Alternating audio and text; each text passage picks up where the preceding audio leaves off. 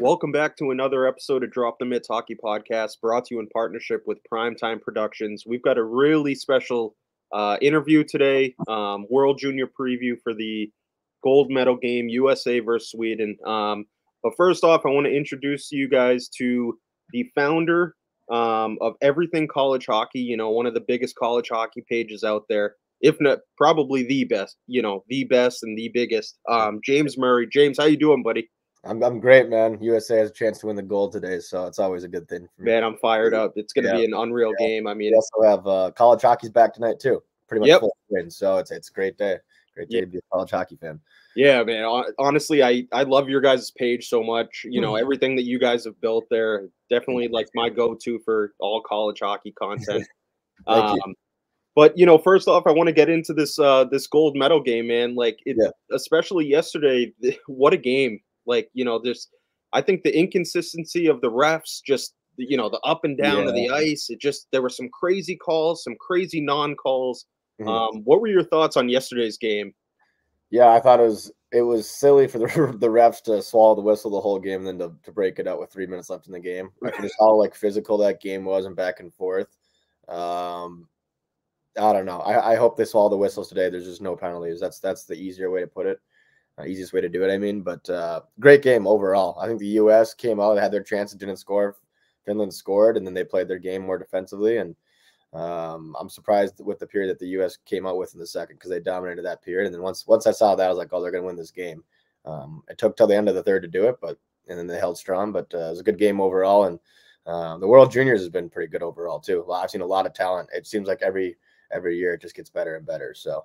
Yeah, you're seeing a lot of these, especially in college hockey, a lot of these guys, even on other countries. I know, especially today for Sweden, we're going to see, a couple college guys out there. Most notably Tom Willander, the defenseman. He's looked really good. Obviously, a freshman at BC having a great season. Are there any guys that that are playing college right now, playing in these World Juniors that have really kind of stood out to you as great performers in this tournament? I mean, obviously, like Celebrini for Canada. I know he's out now, but he looks so good in the little time that he got. He got with Canada. Hrabal, though, the goalie, the Czechs, I thought he was good. But I mean, all the U.S. guys have looked pretty damn good. I thought overall. I think the U.S. did a good job of taking their team. I think Canada should have taken more college players, like the Nadeau brothers from Maine there. But I don't know.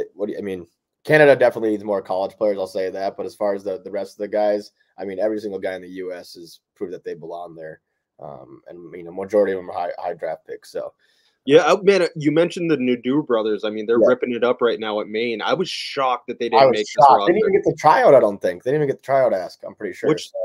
Which I think they could have made a significant impact. I mean, obviously the main guys you think about are like, they didn't have Bedard, the Zach Benson, obviously, right? But even the Nadeau brothers for me were the biggest snubs, I think, possibly of every team in this tournament. Yep, 100%. Canada needs to get more college players, and I think they're just scared to do it because they don't want to kill the Canadian leagues. But college is the best, pre league for NHL. It's the step before the NHL. That's what college hockey is now. So yeah, it's you got to take there from the World Juniors. You had to take from college hockey, and the other countries are doing it, and it's benefiting them. There's some good players in other leagues as well, but college hockey is definitely the top spot.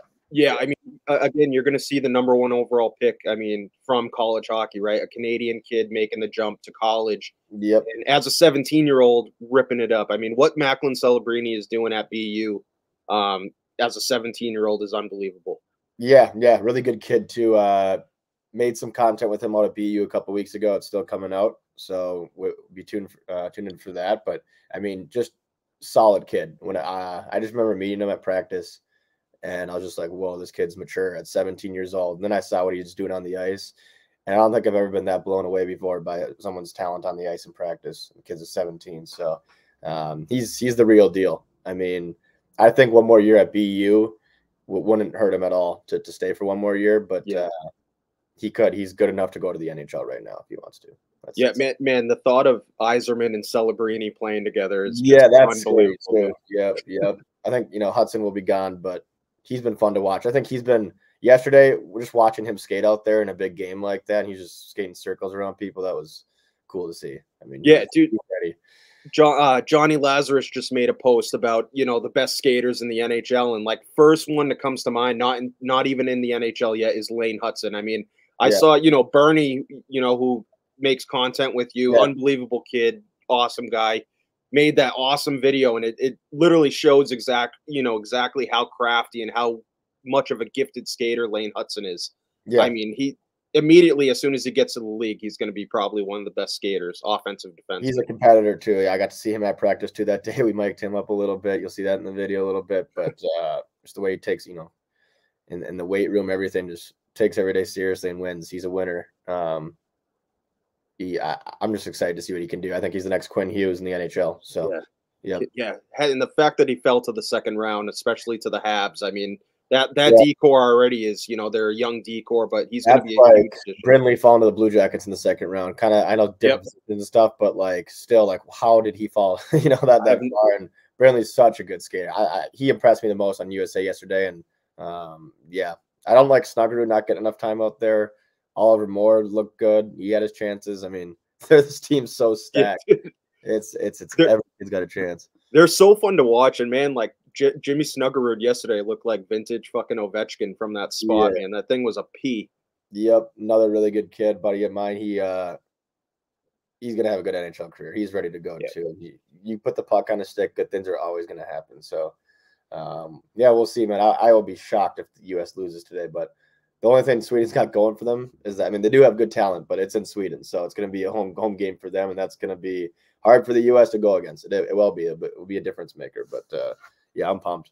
You know, in talking about Gavin Brindley, who's had an unbelievable tournament, how the fuck he fell to Columbus, like unreal. Yeah, Would you say at this point he's the player of the tournament for you, or are there other guys that, you know, for me, Cameron Snuggerud, I think, like just Snuggerud the hat trick game, like you have to guard Snuggerud when he's out, especially on the power play. You can't give him a shot. Like he's just, as yeah, far as the danger goes, Snuggerud's right there. He hasn't got as much playing time as I want. I don't know. I heard he was baby sick. I don't know if that's true or not, but Brindley's right there for the player of the tournament. Hudson's been very controlling too in his part. So for US, yeah, I might give it to Brindley. Like that's a yeah. fair take. Yeah, I agree, man. Honestly, at this point, it's kind of hard to take it away from him how unreal he's been. I mean, Yeah, especially, you know, leading. he's dominated the game out there. He looks comfortable, and another guy that's ready for the NHL jump pretty soon here. So Yeah, you know, some other news that we got yesterday. The 2026 World Juniors is going to be coming to Minnesota. yep. It came down between, you know, Minnesota and Vegas, and obviously you being a Minnesota guy, like, talk to us about what that's going to mean to Minnesota. Like, how electric is that environment going to be? And what is that venue going to look like in your mind?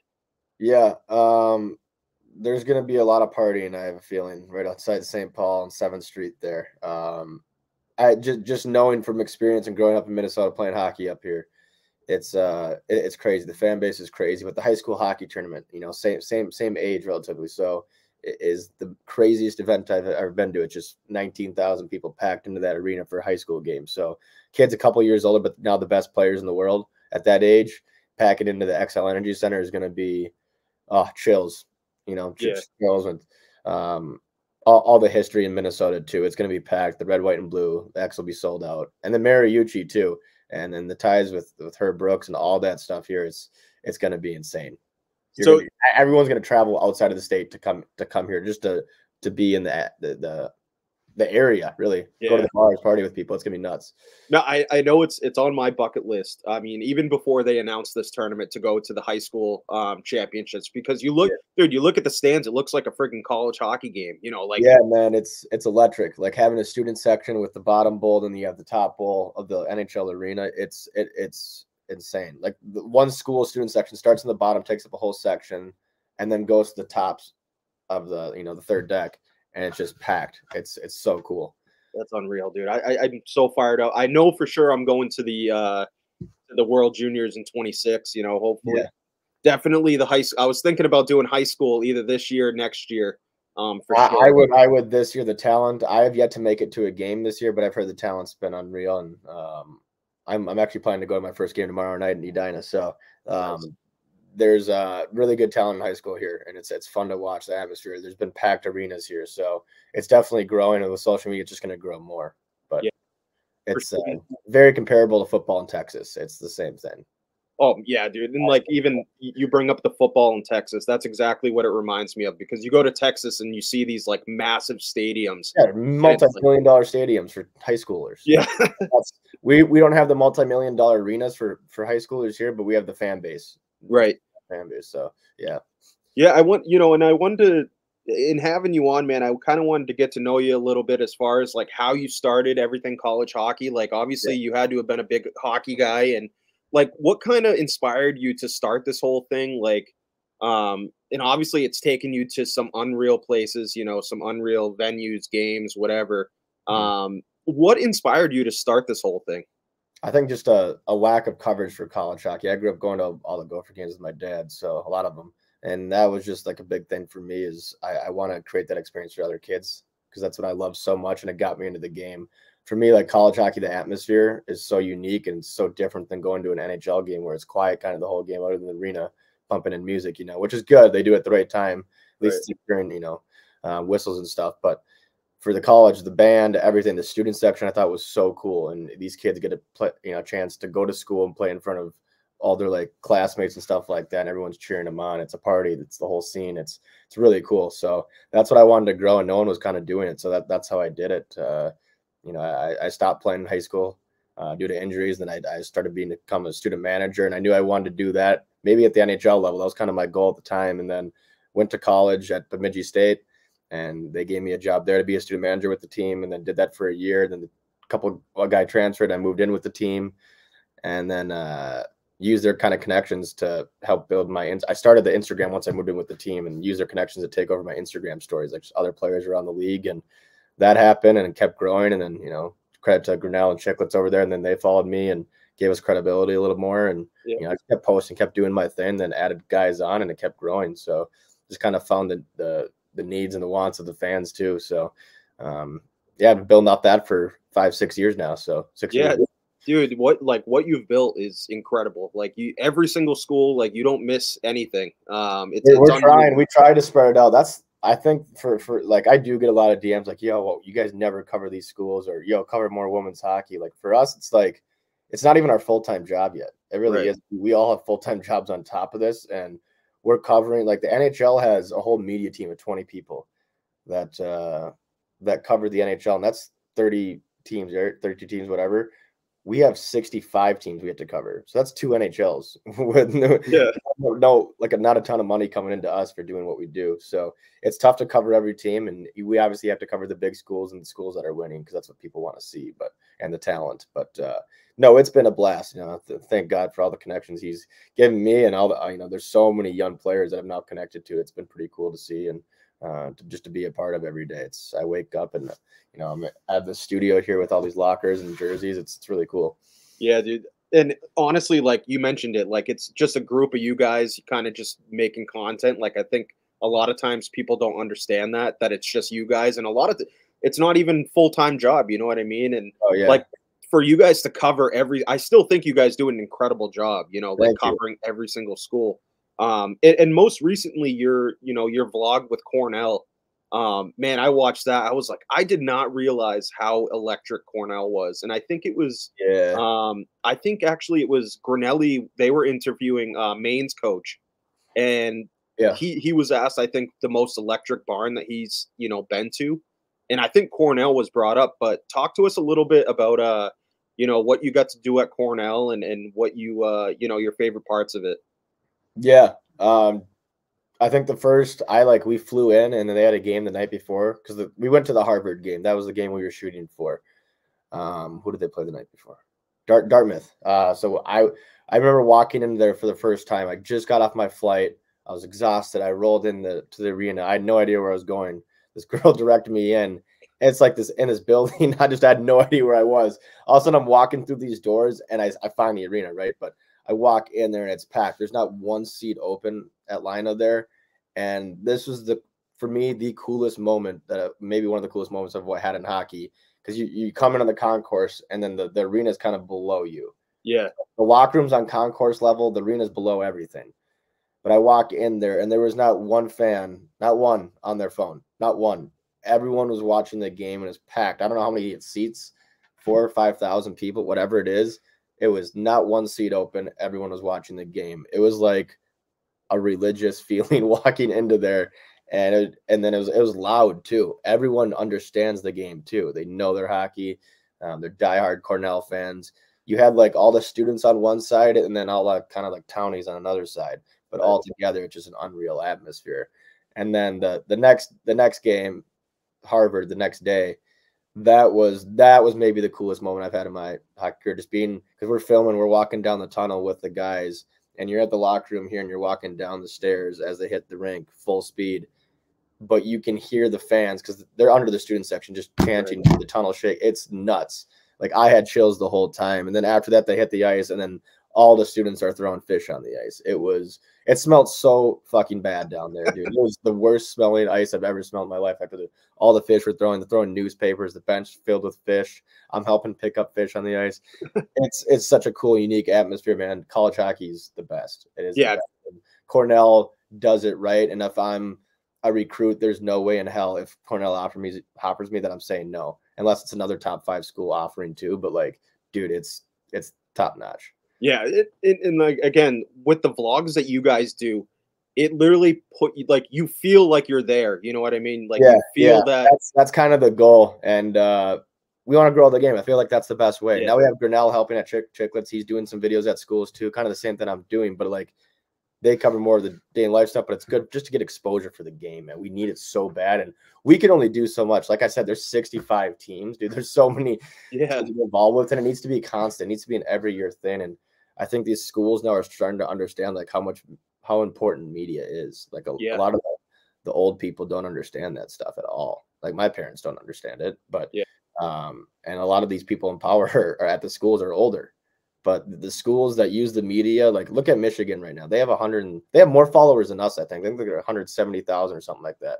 Yeah. You can't tell me a kid's not going to want to go there if Michigan offers. Like he knows he's going to get exposure. Like I was talking to Rucker McGroarty about this. He's like, man, we had him on the pod. He's like, dude, like I came in with like maybe 5,000 followers. Now he's sitting at 60,000 followers. Michigan can do that. That's just the power of social media, dude. And now now brands are going to want to reach out to him. NHL team that might help his contract down the road if he has like 100,000 followers or like that's advertising right there. So it builds your image. It's very important. It's very important. I hope more schools spend the money to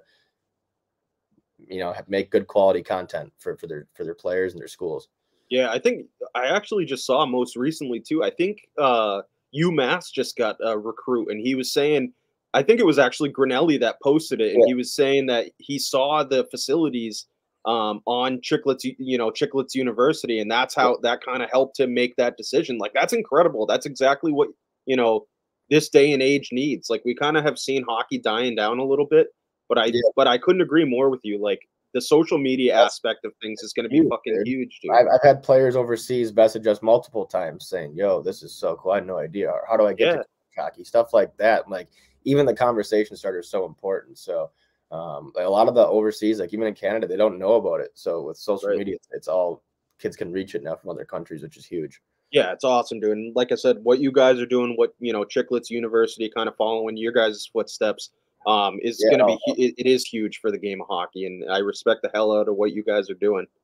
I kind of wanted to talk to you about also this this season, this college hockey year. Do you have a team that you think is really going to make a push for the national championship? Who's your prediction to win it all this year? I'm trying to think of my picks off the beginning of the year. I think I had a BCBU, Minnesota, North Dakota in my Frozen Four. I wanted ultimate rivalry for the Frozen Four out of the gate. I think all those teams still have a very good chance. You will really see with all these teams what every team's made up here the second half of the season, because now every team has chemistry. Every team's figured out what it takes to win, why they've lost games, all that stuff now. So now the pairwise starts to matter. Now the chemistry starts to be present, and you're going to see who's really the best teams. But one team that I picked to win the Big Ten this year, I know that was Michigan State. And if Augustine can shut down the door, a hot goalie can win you a lot of games and be the ultimate, the corner piece to win you a championship. So Michigan State's right there.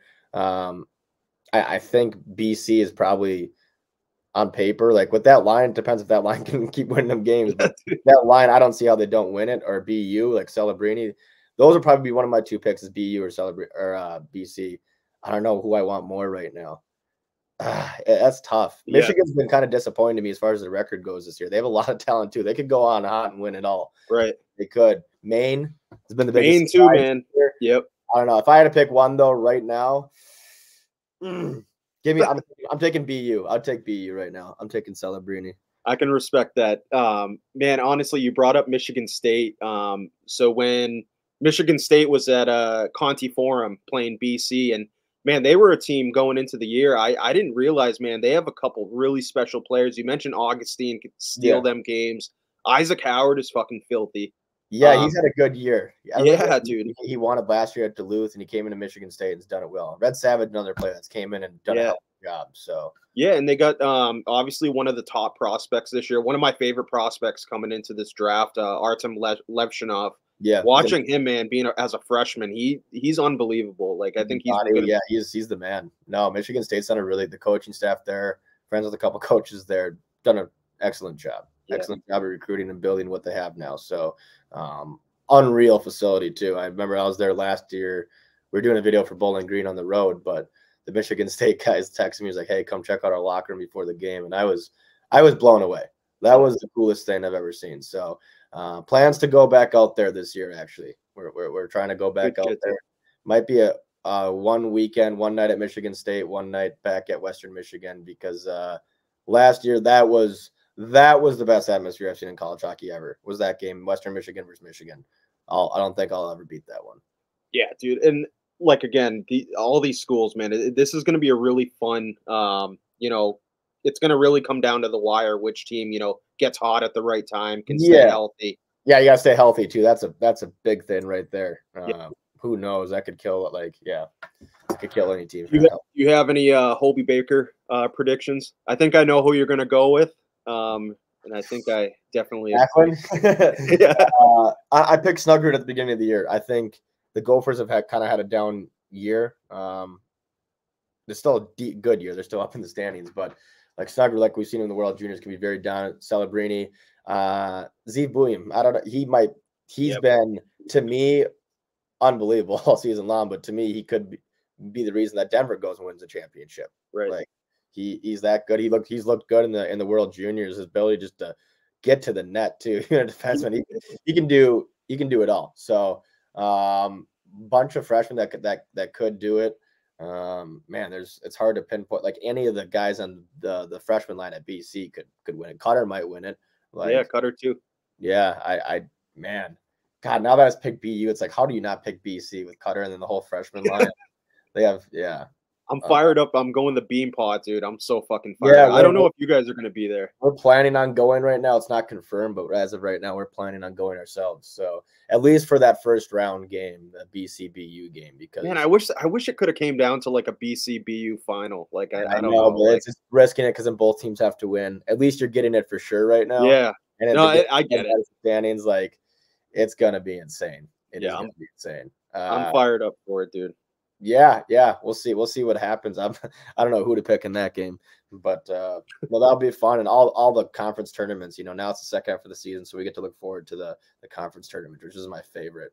Yeah, me too. Even in the Atlantic, I just love the series that every team has to just battle it out, and it usually comes down to game 3 in the first round. So it's just fun to see season on the line what these kids do, and it's physical. It's fun to watch. Yeah, it's awesome. Yeah. Well, hey man, honestly, we're coming up on 24 minutes, so I honestly can't thank you enough for taking time. I know you guys are busy as hell. Awesome content you guys create. For all our listeners, you can follow everything college hockey at team all caps ECH for everything college hockey. If this is literally my go-to for all college hockey content. So give them a follow. Appreciate it. James, man, can't thank you enough for coming on, taking time. Anytime, Chris. I appreciate you having me on. Let's get a win with the USA today. I love the hat. That's a sweet hat. Thanks, bro. I appreciate you. That. Oh, you got the jersey too. I love it. Yeah, dude. So I got it at Pure Hockey. Okay, that's sweet. Little bit overpriced. I mean, it was probably about 180 bucks for the sweatshirt, Well, but I was like, you know what, I have to, you know. yeah, But yeah, yeah, I huge game today. I'm fired up for it, man. And even yesterday, I was a little nervous, but made yeah. it through and just take it a day at a time. I got a good feeling about today.